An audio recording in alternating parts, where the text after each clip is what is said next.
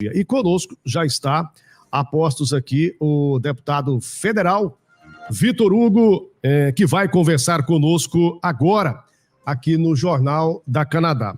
Ele que é baiano, natural de Salvador, criado em Niterói, advogado, então meu colega advogado, militar da reserva como major do Exército Brasileiro, servidor público como consultor legislativo da Câmara dos Deputados, foi eleito deputado federal por Goiás no PSL, na atual legislatura, tendo sido líder do governo do presidente Jair Bolsonaro em 2019, 2020.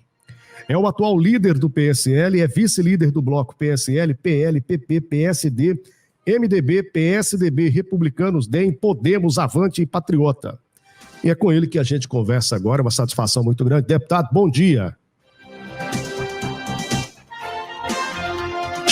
Acho que o fone aqui do deputado, só um minutinho, deputado. Bom dia, Sandro. Bom dia. Uma satisfação estar aqui na Canadá FM agora, no jornal, falando um pouquinho para o pessoal de Quirinópolis e região. A satisfação é nossa, deputado, e já vamos começar aqui a nossa entrevista, né, falando com o senhor.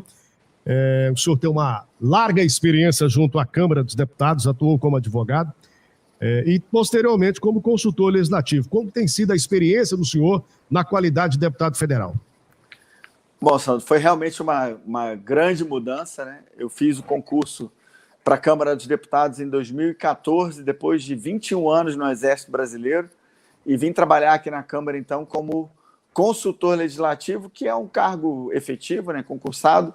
Só tem uma vaga no Brasil, um concurso que só acontece de 12 em 12 anos, para a minha área, que foi a área de Segurança Pública e Defesa Nacional.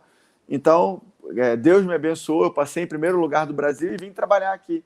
Saí da carreira militar, então, depois de 21 anos, e participei aqui das discussões e das construções, não políticas, mas legislativas e técnicas, por 4 anos, até que me elegi deputado federal aí, junto com o nosso presidente Jair Bolsonaro. Então, a experiência política ela é bem diferente, né? A dimensão política ela é bem diferente da dimensão técnica e tem sido, para mim, uma grande experiência. Até porque exerci aí a função de líder do governo durante quase 2 anos, né? Imagina, em 513 deputados, o presidente escolhe um deputado para representar, para ser a sua voz dentro da Câmara, e eu exerci essa função por 1 ano e 7 meses, e agora na liderança do PSL, o maior partido da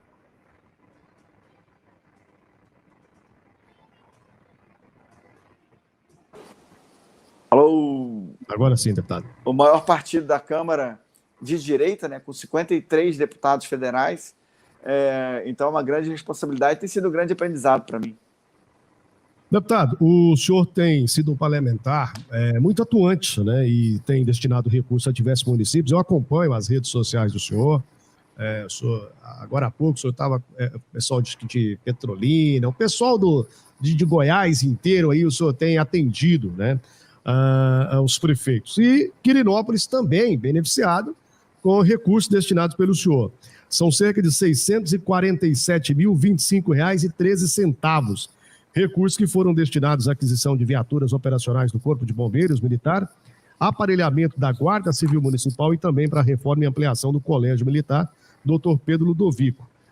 E eu gostaria que o senhor falasse a respeito desses recursos, né, e o que Quirinópolis pode esperar mais aí do deputado Major Vitor Hugo.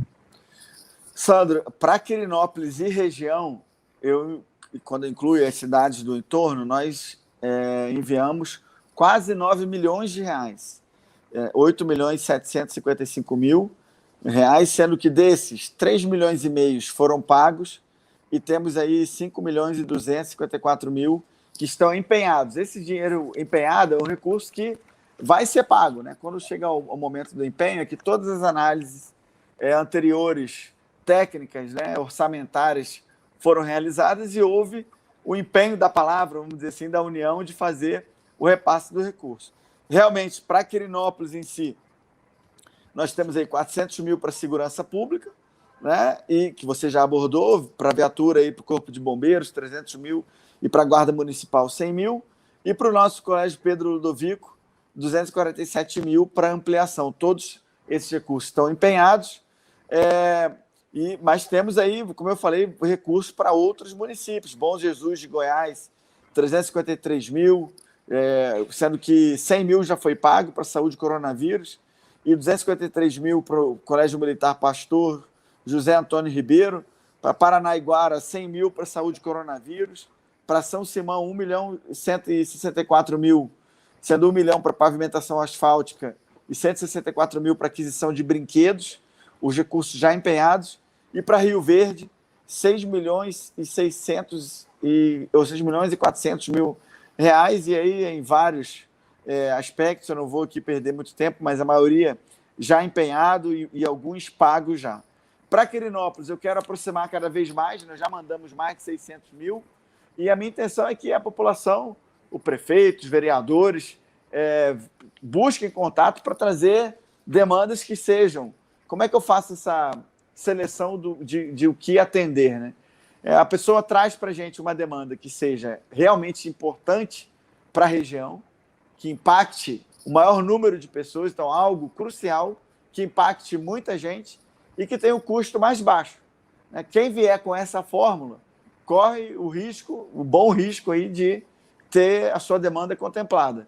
Quem, ao contrário, vier com algo supérfluo, ou seja, que não tem relevância nenhuma, para atingir poucas pessoas e que seja um valor muito alto, não vai ser contemplado, né? Então, fazendo isso, a gente consegue otimizar os recursos públicos.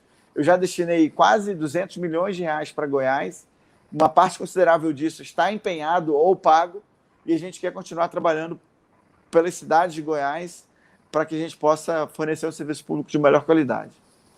Deputado, como consultor legislativo, né, salvo engano, o senhor assumiu aí nesse cargo em 2015, o senhor teve a oportunidade de trabalhar aí durante um bom período com os 513 deputados. E certamente, o senhor já disse aqui no programa que é um concurso realizado a cada 12 anos, apenas uma vaga. Isso é o diferencial do senhor hoje? O senhor pôde, dentro desse período, essa experiência que o senhor adquiriu, né, trabalhando diretamente com os 513 deputados, entender um pouco mais, olha, o que é preciso aqui, o que de fato é um recurso que vai atingir uma maior quantidade da população, ou é apenas aqueles recursos eleitoreiros que fazem um marketing muito grande, mas ele não tem um efeito na prática. Isso é o diferencial do senhor hoje como deputado? Sandro, a minha passagem pela consultoria legislativa certamente me ajudou a entender um pouco melhor a Câmara dos Deputados e o processo político como um todo. Mas a dimensão política ela é bem diferente da dimensão técnica. Mas o que eu tenho feito aqui é, primeiro, me cercar de pessoas que sejam, né, de assessores, que sejam pessoas idôneas e capazes. E tenho desenvolvido uma equipe muito competente na área orçamentária, desde minha chefe de gabinete até a assessora de orçamento e todo mundo que está envolvido nisso. E tem também desenvolvido uma grande proximidade com os ministros de Estado. Isso aconteceu em função também do exercício da liderança do governo e também com o nosso próprio presidente Bolsonaro. E tudo isso ajuda nesse trâmite orçamentário que conduz a nós levarmos recursos para a ponta da linha, para os municípios. Tanto que esse volume de recursos, quase 200 milhões de reais, é algo para um deputado de primeiro mandato como eu, que nunca foi vereador, nem prefeito, nem deputado estadual, na verdade, nem síndico de prédio, nem representante de classe, e eu sou um deputado de primeiro mandato de verdade, assim, renovação política na veia, pura, porque eu nunca, nem meu pai, nem minha mãe, nem primos próximos, ninguém era político e Deus me abençoou com esse mandato. Então, eu tenho buscado, e toda vez que eu indico algum recurso, eu mando um ofício para a Controladoria Geral da União, tanto aqui em Brasília quanto em Goiânia, a representação deles, para pedir que eles garantam a fiscalização para que o recurso seja efetivo na ponta da linha, para evitar aquele problema de a gente, às vezes, direciona o recurso aqui, porque, no fundo, é um papel que o deputado assina, né? Nenhum recurso passa pela conta do deputado, nem pela mão do deputado, não é isso. É um direcionamento em papel e sistemas, e que a gente precisa do apoio e da ajuda do cidadão na ponta da linha para fiscalizar. Mas eu conto também com a CGU para fazer, a Controladoria Geral da União, o ministro Wagner, ele também é o superintendente em Goiás, para nos ajudar a fazer com que o dinheiro tenha efetividade na ponta da linha. Tá certo. Um abraço aqui ao Gabriel Lopes, está dizendo, esse deputado que apresentou o valor do auxílio emergencial no valor de R$600. Parabéns, deputado, e obrigado. O Brasil agradece. É o Gabriel. Eu que agradeço ao Gabriel aí. E é verdade, Sandro, isso aí, ele até, acho que, Gabriel Lopes, acho que é teu parente aí, Sandro Lopes, né, teu nome? Quem sabe, né? Isso aqui pro Tenente Bosco, né, o Tenente Bosco, aqui de Quirinópolis, claro. Um grande João amigo. Bosco. O padre também, Vicente Duarte, quero mandar um abraço para ele, gente boa. Pessoal aqui de Quirinópolis acompanhando em massa. Agora vamos falar um pouco, deputado, do cenário atual aí que nós estamos vivendo. É que o governo do presidente Jair Bolsonaro tem sido bastante criticado com relação à sua atuação diante da pandemia. Por exemplo, em uma recente pesquisa realizada através de nossas redes sociais, cerca de 68% das pessoas que votaram não concordam com a forma que o presidente tem atuado aí na pandemia. Como que o senhor vê essa situação, essa proximidade que o senhor tem com o presidente, como que o senhor vê essa situação? Bom, Sandro, eu tenho mantido contato com o presidente, eu vejo ele 100% do tempo voltado para salvar vidas e preservar os empregos dos brasileiros. É uma situação complexa? É claro que é. Todos os gestores do mundo, presidentes, governadores, prefeitos, todos estão enfrentando dificuldade nesse momento para lidar com uma crise que é difícil, que é complexa, que é inusitada, que é inesperada, e nós estamos encontrando soluções com o carro andando, estamos trocando a roda de um pneu furado com o carro andando. Então, o que eu queria destacar? Primeiro, nós somos o país do mundo, o 5º país do mundo que mais vacinou em números absolutos. Então, dizer que o presidente Bolsonaro não providenciou vacina, isso é uma mentira. Nós somos o 9º país do mundo que mais vacinou a cada 100 mil habitantes, ou seja, em números relativos, nós somos o 9º país do mundo. Isso é difícil porque nosso país tem uma população enorme, muito grande. Então, mas nós não estamos também atrás. Nós descentralizamos bilhões e bilhões de reais para estados e municípios, né? Para aquisição de equipamento de proteção, para habilitação de leitos de UTI, para aquisição de kits de tubação, para aquisição de cilindros de oxigênio, do oxigênio em si. Né? Nós fizemos programas de apoio à manutenção do emprego, de apoio à manutenção, sobrevivência dos autônomos. Esse projeto que o Gabriel falou, dos R$600, fui eu que propus ao presidente o valor. Né? O governo havia falado inicialmente R$200, depois subiu para 300, o relator apresentou com 500, e eu liguei para o presidente Bolsonaro do plenário, eu era líder do governo na época, eu falei, presidente, vamos fazer que R$600. E nós imaginávamos que atingiríamos 23 milhões de brasileiros e foram contemplados 67 milhões de brasileiros. Então, essa é uma beleza também da política, né? Você poder influenciar para o bem a vida das pessoas. E, na minha avaliação, o presidente Bolsonaro tem feito um grande trabalho, e, inclusive, levantando a discussão em torno do equilíbrio necessário entre as medidas restritivas, que preservam vidas, é verdade, mas também a necessidade de manter a economia girando, porque senão nós vamos ter o caos social no Brasil se a nossa economia quebrar. Deputado, eu entendo que o governo do presidente Jair Bolsonaro ele tem muitos acertos, né? Assim como também tem muitos erros. Eu vejo como a maioria de seus erros, em certos momentos, não se atentar para questões técnicas, principalmente quando nós falamos da questão da pandemia. Às vezes deixar de ouvir um médico, ouvir um profissional da área, às vezes tentar trazer uma ideia dele como presidente, o jeito Bolsonaro de ser. E quando eu vejo aquela situação de, às vezes, buscando uma aglomeração, né, vai numa comunidade sem o uso de máscaras, aquelas pessoas aglomerando na porta do Palácio da Alvorada. Então, são os erros que eu vejo do presidente. Claro que acertos tem demais. Para mim, eu sou extremamente fã em número, gênero e grau, do ministro Tarcísio, que para mim é um dos maiores acertos do presidente Bolsonaro, é o ministro Tarcísio, né? E o ministro das Comunicações também é um excelente ministro que realmente se preocupa com a comunicação no Brasil, não é só uma questão política, então tem os seus acertos, mas tem os seus erros. O que o senhor acredita na qualidade de deputado, dessa proximidade? O que o presidente poderia mudar? com relação a isso que eu acabei de citar aqui?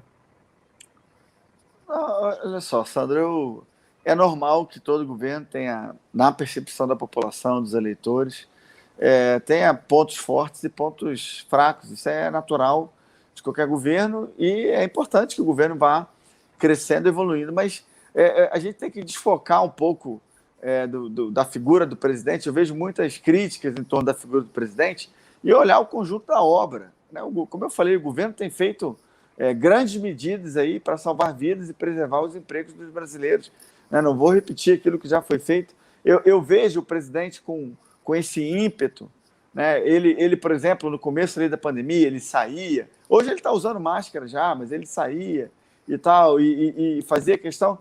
Mas ele tinha um propósito que era de não deixar a população assustada, né? Ele tinha essa ideia de mostrar que ele, comandante, para ele era muito mais fácil, Sandro, ele ficar protegido dentro do Palácio da Alvorada. Ele consegue, no Palácio da Alvorada, não ter contato com ninguém, entra no carro dele protegido, blindado, sai no Palácio do Planalto, não tem contato com ninguém, e ele poderia se proteger, ele faz parte do grupo de risco por causa da idade dele. Mas a minha percepção em relação a ele é que ele não queria deixar as pessoas reféns do medo da pandemia.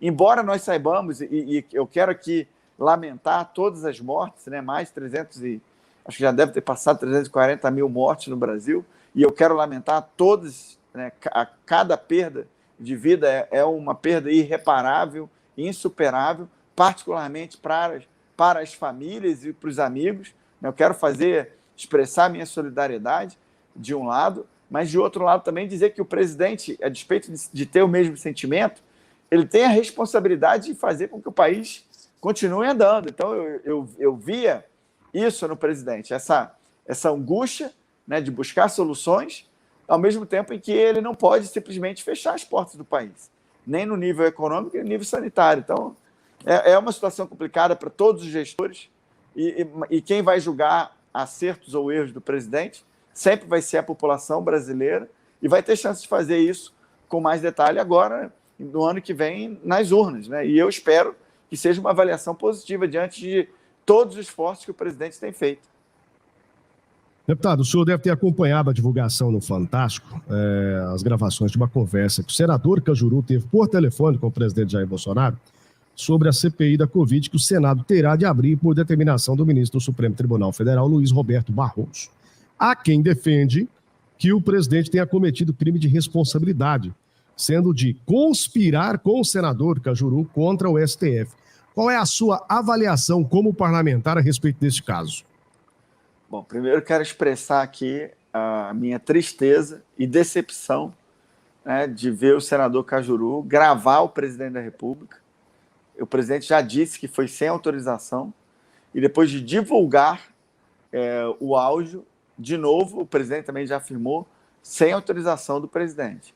Isso não é uma atitude correta, não deveria ser feito, acho que entre pessoas que se conhecem, entre particulares, quanto mais entre duas autoridades tão importantes da República, como o presidente e um senador, né? Esse é o primeiro aspecto. Segundo, dizer que o presidente da República não falou nada no privado que ele não tivesse já expresso no público. Ele já tinha falado isso, que ele era contrário à instalação da CPI, que ele era favorável que a CPI, se fosse feita, que fosse estendida a estados e municípios, ou seja, os governadores e prefeitos, até porque eles receberam muitos recursos da União também, bilhões e bilhões de reais. Então, eu não vi nada demais nessa manifestação. O presidente também já havia manifestado a sua opinião sobre a abertura de processos de impeachment contra ministros do Supremo Tribunal Federal. Então, assim, o lamentável nesse episódio, para mim, é a atitude muito ruim, deplorável do senador Cajuru. Tenho certeza absoluta que uma parte considerável dos goianos que dedicaram seu voto a esse político se decepcionaram com essa atitude. Ele acabou divulgando aí, em entrevista, que o presidente sabia da gravação, ele teria informado ao presidente, ou o presidente disse que não tinha problema nenhum divulgar. Então essa informação ela é inverídica. O senador Cajuru mentiu e divulgou de forma que o presidente não soubesse. Bom, isso é eu sou próximo do presidente Bolsonaro e acredito no presidente. Eu não conheço o senador Cajuru. Se eu troquei cumprimentos com ele ao longo da pré-campanha e da campanha, ou do exercício do mandato aqui, talvez não somem nem 3 minutos de conversa, de maneira que, e o presidente, eu tenho um contato muito grande, né? O presidente foi formado na mesma academia militar que eu, onde no Exército Brasileiro, a primeira das transgressões disciplinares e a mais grave é faltar com a verdade. Então, eu acredito plenamente que o presidente estava dizendo a verdade, né? Eu diante das pessoas que eu conheço, né, do grau de profundidade que eu conheço os dois, eu estou dizendo não conheço o Cajuru, mas conheço o Bolsonaro, quero acreditar que ele está falando a verdade. Agora, falando um pouco sobre o processo político de 2022, já estamos partindo para o encerramento da nossa entrevista. Com a decisão do STF abrindo a possibilidade de candidatura do ex-presidente Lula, o senhor acredita que uma possível reeleição do presidente Jair Bolsonaro estaria ameaçada? Não, Sandro, eu acho o seguinte, o ex-criminoso e ex-condenado, porque ex-presidiário é ex porque a justiça havia condenado ele e agora houve a decisão do Supremo de invalidar todos os processos e provas, de considerar o Moro suspeito e tudo mais. Então, né, ele foi criminoso, agora é ex, tem vários outros processos aí em curso também, né, que não foram invalidados. Eu não vejo sustentação para a candidatura dele. Eu acho que ele se desgastou. O grupo político do PT como um todo, né, ex-ministros de Estado, né, lideranças petistas que destruíram o país ao longo dos 13 anos que eles estiveram à frente do nosso país, sofreu um grande desgaste porque delações premiadas, depoimentos, condenações foram feitas. Então, eu não vejo viabilidade política, ainda que ele se torne elegível, de ele congregar, agregar a esquerda em torno de um projeto dele. Mas, se isso acontecer, na nossa visão, vai ser bom que ele perca nas urnas. Né? Vai ser bom, porque isso vai sepultar, por muito tempo, um projeto político petista no Brasil, que seria para nós um grande retrocesso nos avanços que nós já tivemos nesses 2 anos e meio aí de governo Bolsonaro.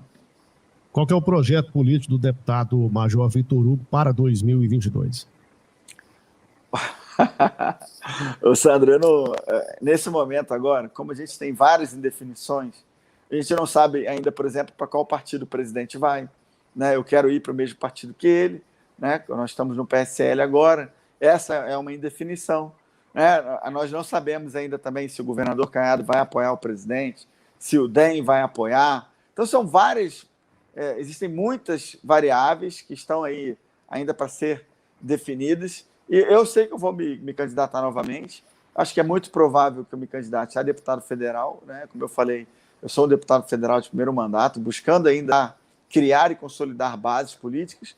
Mas acho que até outubro é a linha de controle que eu tenho para fazer uma avaliação da força política, dos grupos que vão estar com a gente, para eu tomar a decisão mais efetiva. Deputado, eu quero agradecer a sua presença, ainda que de forma virtual. Espero que, quando tudo isso passar, o senhor esteja de forma física aqui nos estúdios da Canadá FM de Quirinópolis. Quero agradecer o senhor imensamente pela disponibilidade. Quero colocar a Rádio Canadá FM de Quirinópolis à disposição do seu gabinete, à disposição do seu mandato. A Rádio Canadá FM de Acreúna também. E a Rádio Mega FM da cidade de Itumbiara, tá? E esse agradecimento eu o faço e o parabenizo, né? Porque foi o senhor quem apresentou ao presidente Jair Bolsonaro o ministro Tarcísio. Né? Então, se o Brasil hoje ganha, não é só o estado de Goiás, nós já tivemos vários benefícios aí por parte da infraestrutura do Brasil. Agora, recentemente, São Simão, tivemos a inauguração ali de parte ali da Ferrovia Norte-Sul.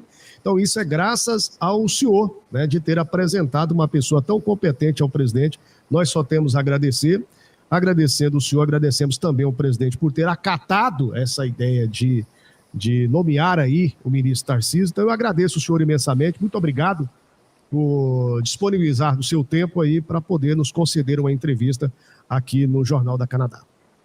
Eu que agradeço, Sandro. Realmente eu tenho um grande orgulho de ter apresentado o Tarcísio ao presidente Bolsonaro. O Tarcísio também é consultor legislativo aqui da casa, só que na área de transportes. Ele também foi o primeiro colocado da área dele. Então eu já conhecia ele da época do Exército e depois chegamos juntos aqui à consultoria. E apresentei ele no começo do governo para o presidente e realmente foi uma grata surpresa. Na verdade, para mim não, porque eu já sabia da qualidade dele, mas foi uma grata satisfação ver o Tarcísio tão diligente, tão forte aí no Ministério. Muito obrigado, estou à disposição sempre aí da Canadá FM e parabéns aí também, Sandro, pelo seu trabalho, pelo trabalho do jornal aí da Canadá. Um grande abraço a todos de Quirinópolis e região e fiquem com Deus. Uma ótima semana abençoada para todos.